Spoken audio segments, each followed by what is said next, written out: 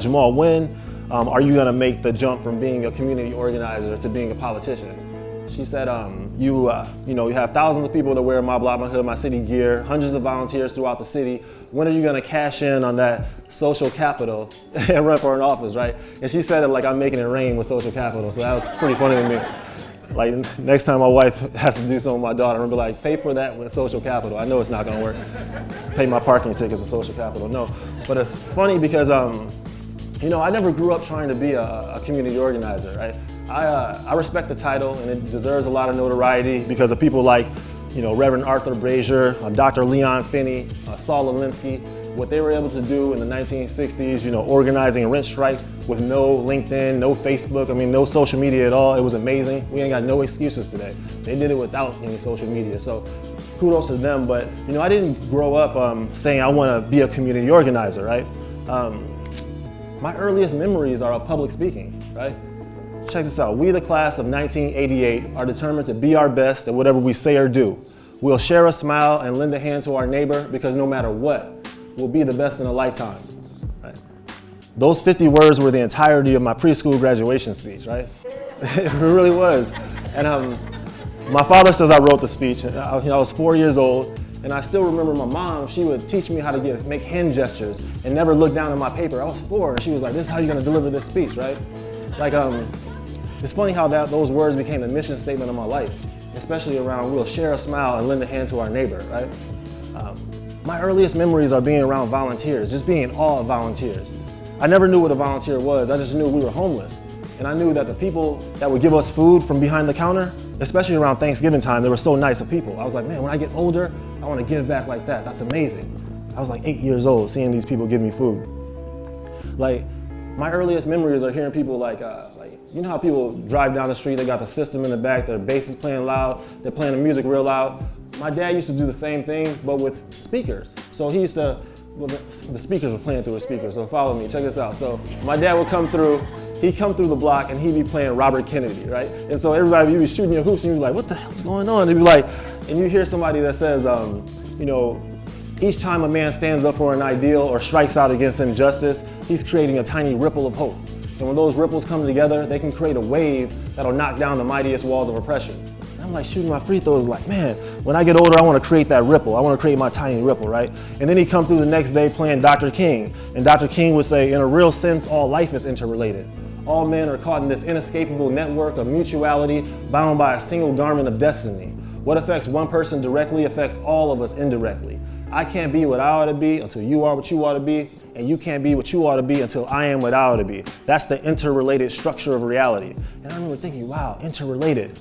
Man, when I get older, I want to see if I can make Chicago more interconnected. This is what I was thinking, right? This is how I grew up. So, my daughter, she's 6 years old right now. She watches cartoons. Like she watches Frozen. Now she watches Mohana. And I was telling her the other day, she's 6. I was like, when I was your age, my Mohana was Malcolm X. It really was, because I watched the movie Malcolm X so many times, I thought Denzel Washington was Malcolm X. I really did. And what's shocking to me is that the crowds of people, I would say, man, when I get older, I want to arouse the enthusiasm in people just like that. How can I stand for a cause like that? So I say all this to say that I never grew up trying to be a community organizer or be a politician, right? My name is Jahmal Cole. I live on the south side of Chicago, and my natural instinct is to get involved, right? It's a part of who I am. Like, instinctually, I'm going to say hi to my neighbor. Instinctually, I'm going to shop local. Instinctually, I'm going to join my community organization and see how I can help out. This is a part of who I am, right? You can test me now. Somebody drops something on the ground, I'd be the first person to try to pick it up. Right? Instinctually, it's who I am. It's not me trying to get elected. It's not me trying to be a politician. I'm following the demands of my instinct, you see? And it's those demands of my instinct that brought me to Cook County Jail.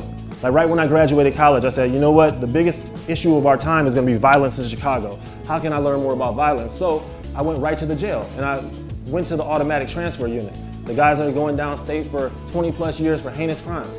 I started working with them right away. I thought I was going to be a speaker, didn't want to hear me speak. I spent 3 years listening to the teenagers. And it was through that listening where I realized, I said, hey, where are you from, man? My block is 21st Street. My hood is the low end. I was like, well, she said that really parochial, like you own something on the block, you don't own nothing on it. Why don't you say my city? The museums are open free on Tuesday night, why don't you go? How many of y'all been downtown? Nobody. How many people have been to the lake? Nobody. How many people have waited for a taxi? Nobody. How many people have been on an elevator? Nobody. Their entire worldview, what they thought was possible for themselves and their peers, was geographically bound and constricted to their neighborhood. So their entire sense of self, their sense of efficacy, the way they dressed, the vernacular, right? Everything they wanted to be was determined by the infrastructure of North Lawndale, the infrastructure of Inglewood, the infrastructure of South Shore. Right?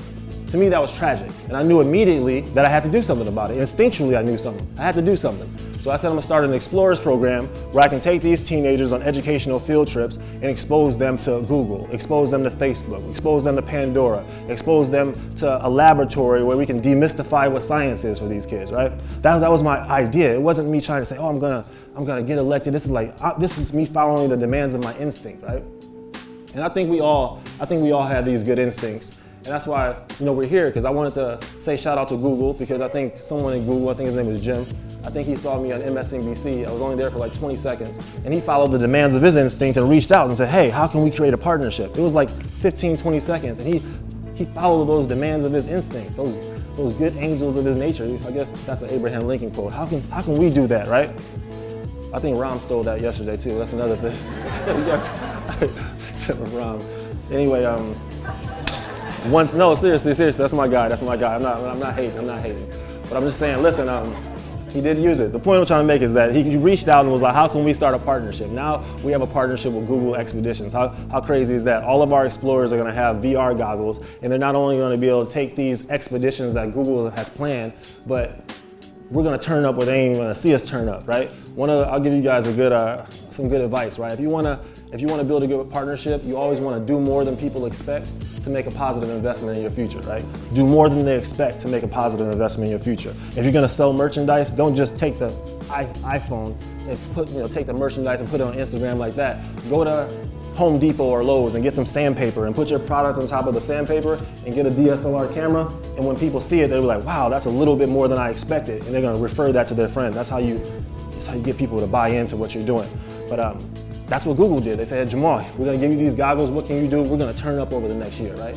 That's what our Volunteer of the Year award. I want to talk about this guy real quick. His name is Lou Aller. He's our Volunteer of the Year. And this guy, before it was cool to be doing rallies, before people were out there, and last year the video cameras were following all the rallies, we were out there in Pilsen. We were organizing for affordable housing. Like, people in Pilsen feel marginalized.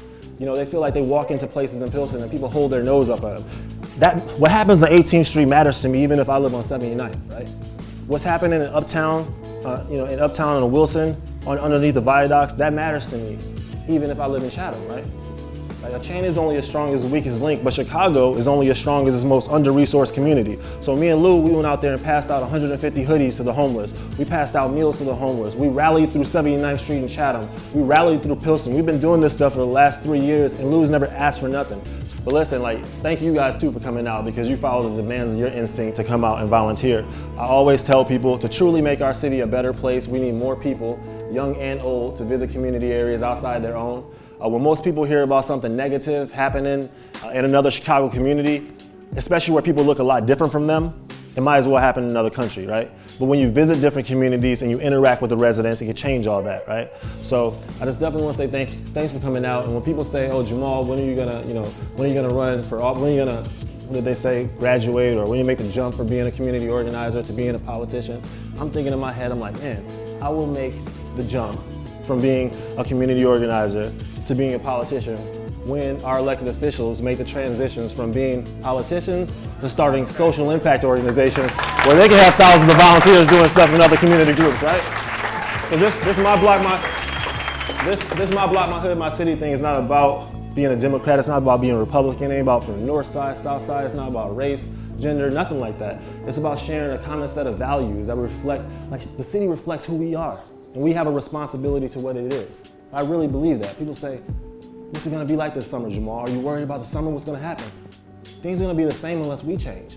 And we are Chicago, right? Chicago reflects who we are. So thank you guys for following the demands of your instinct and getting involved in volunteering. Thank you, Marty. He's about to come up here and talk about our website. We built the website basically to desegregate Chicago so we can get involved and be more interconnected. That's what My Block, My Hood, My City is about. So thank you. Thank you guys for having me. I appreciate being here. Thank you.